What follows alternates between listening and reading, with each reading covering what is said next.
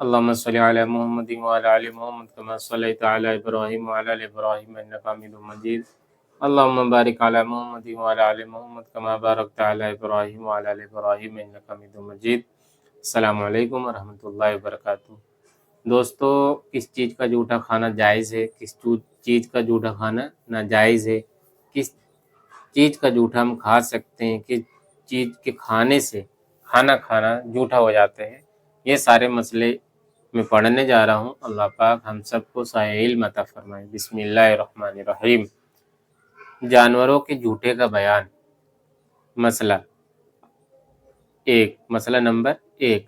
آدمی کا جھوٹا پاک ہے، چاہے بددین ہو یا حیض سے ہو یا ناپاک ہو یا نفاس ہے، ہر حال میں پاک ہے. اسی طرح پسینہ بھی ان سب کا پاک ہے، البتہ اگر اس کے ہاتھ یا منہ میں کوئی ناپاکی لگی ہو تو اس سے وہ جھوٹا ناپاک ہو جاوے گا. آدمی ہے چاہے عورت ہے، اس کا جھوٹا پاک ہے، اس کا پسینہ بھی پاک ہے.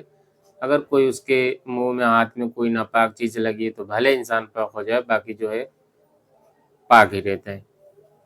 مسئلہ 2. کتے کا جھوٹا نجس ہے، اگر کسی برتن میں منہ ڈال لے تو 3 دفعہ دھونے سے پاک ہو جاوے گا. یا مٹی کا برتن ہو چاہے تانبے وغیرہ کا، دھونے سے سب پاک ہو جاتا ہے، لیکن بہتر ہے کہ سب 7 مرتبہ دھوئے اور 1 مرتبہ مٹی لگا کر مانج بھی ڈالے کہ خوب صاف ہو جاوے. اس میں کیا بتایا جا رہا ہے؟ کتے کا جھوٹا ناپاک ہے، وہ اگر کسی برتن میں منہ لگا لے تو کیا کرے، برتن کو 3 دفعہ دھوئے، لیکن 7 دفعہ دھو دیں گے تو زیادہ بہتر ہے.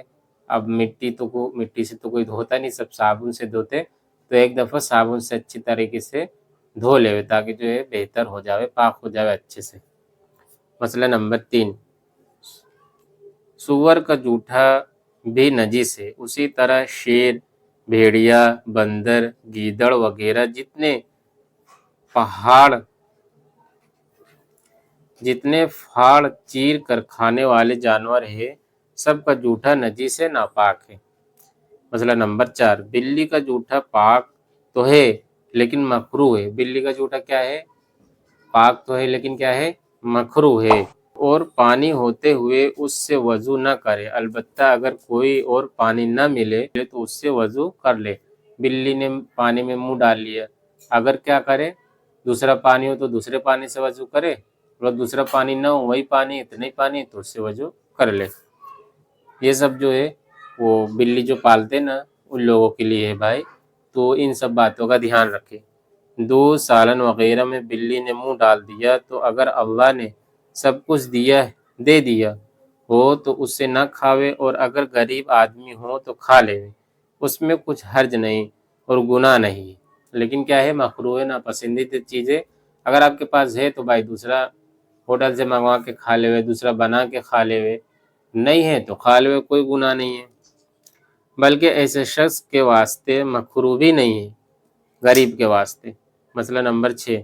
اگر بلی نے چوہا کھایا اور فوراً آ کر برتن میں منہ ڈال دیا تو نجس ہو جاوے گا، ناپاک ہو جاوے گا. جو تھوڑی دیر ٹھہر کر منہ ڈالے کہ اپنا منہ زبان سے چاٹ چکی ہو تو نجس نہ ہوگا بلکہ مکروہ ہی رہے گا. بلی نے چوہا کھایا، ترنت آ کر تمہارے برتن میں بھی منہ ڈال دی، یا دودھ میں منہ ڈال دی، یا پانی میں منہ ڈال دی، تو کیا ہو جائے گا؟ ناپاک ہو جائے گا. لیکن اتنی دیر بعد آئے کہ اس نے چوہا کھایا، کچھ دیر بعد منہ سے زبان سے اپنا منہ صاف کر لی، پھر آ کر ڈلی، تو کیا وہ مکروہ ہوگا، نجس نہیں ہوگا. جو لوگ بلی پالتے ہیں ان لوگوں کے لیے یہ سب بہت ضروری ہے، یہ سب باتیں یاد رکھنا، مسئلے یاد رکھنا. مسئلہ نمبر 7. کھلی ہوئی مرغیاں جو ادھر ادھر گندی پلید چیزیں کھاتی پھرتی ہیں، ان کا جھوٹا مکروہ ہے. کیا ہے بھائی؟ ان کا جھوٹا مکروہ ہے. اور جو مرغی بندھی رہتی ہے اس کا جھوٹا مکروہ بھی نہیں بلکہ پاک ہے. مسئلہ نمبر 8. شکار کرنے والے پرندے جیسے شکرہ، باز وغیرہ، ان کا جھوٹا بھی مکروہ ہے. کون سے پرندے؟ جو لوگ شکار کر کے کھاتے نا، ان کا جھوٹا کیا ہے؟ مکروہ ہے. حرام، ناجائز نہیں، کیا ہے؟ مکروہ ہے.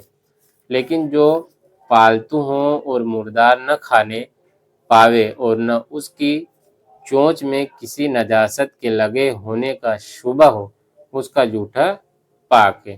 مسئلہ نمبر 9، حلال جانور جیسے مینڈھا، بکری، بھیڑ، گائے، بھینس، ہرنی وغیرہ اور حلال چڑیا جیسے مینا، طوطا، فاختہ، گوریا، ان سب کا جھوٹا پاک ہے۔ یہ سب پرندوں کا بیان ہے۔ اسی طرح گھوڑے کا جھوٹا بھی پاک ہے۔ کائے کا بھائی؟ گھوڑے کا جھوٹا بھی پاک ہے۔ مسئلہ نمبر 10، جو چیزیں گھروں میں رہا کرتی ہیں جیسے سانپ، بچھو، چوہا، چھپکلی وغیرہ، ان کا جھوٹا مکروہ ہے۔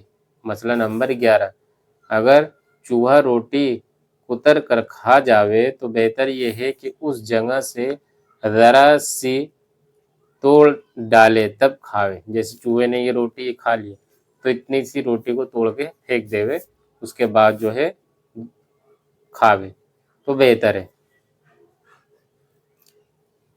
مسئلہ نمبر 12، گدھے اور خچر کا جھوٹا پاک ہے لیکن وضو ہونے میں شک ہے، تو اگر کہیں فقط گدھے خچر کا جھوٹا پانی ملے اور اس کے سوا اور پانی نہ ملے تو وضو بھی کرے اور تیمم بھی کرے، اور چاہے پہلے وضو کر لے اور چاہے پہلے تیمم کر لے، دونوں اختیار ہے۔ تیمم کا بیان آگے آ رہا ہے انشاءاللہ۔ مسئلہ نمبر 13، جن جانوروں کا جھوٹا نجس ہے ان کا پسینہ بھی نجس ہے، اور جن جانوروں کو جھوٹا پاک ہے ان کا پسینہ بھی پاک ہے۔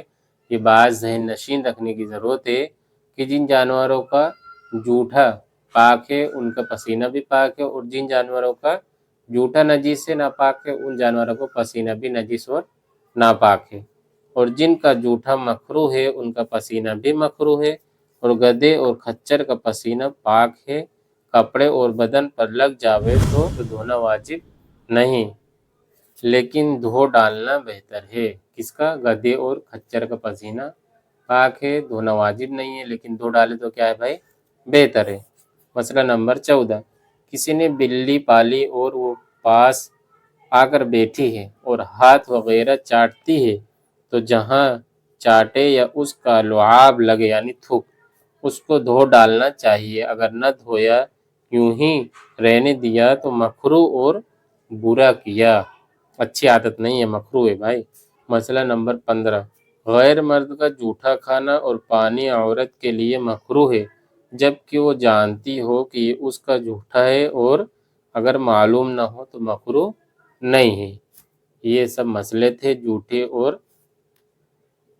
نجس کے، ناپاک کے، پاکے کے۔ اللہ پاک اس کو ہم سب کو سمجھ کر اس پر عمل کرنے کی توفیق عطا فرماوے، اور جو ہم کو جانکاری ہو تو اس کو دوسروں تک شیئر کیا کرے، تاکہ کیا ہوگا، ہم کو ذہن نشین رہے گا، ہم کو یاد رہے گا، ہم کو عمل کرنا آسان رہے گا۔ اللہ پاک ہم سب کو عملی زندگی اپنانے کی توفیق عطا فرمائے۔ سبحان اللہ بحمدہ، سبحانک اللہم وبحمدک، ونشہد ان لا الہ الا اللہ ونستغفرک ونتوب الیک۔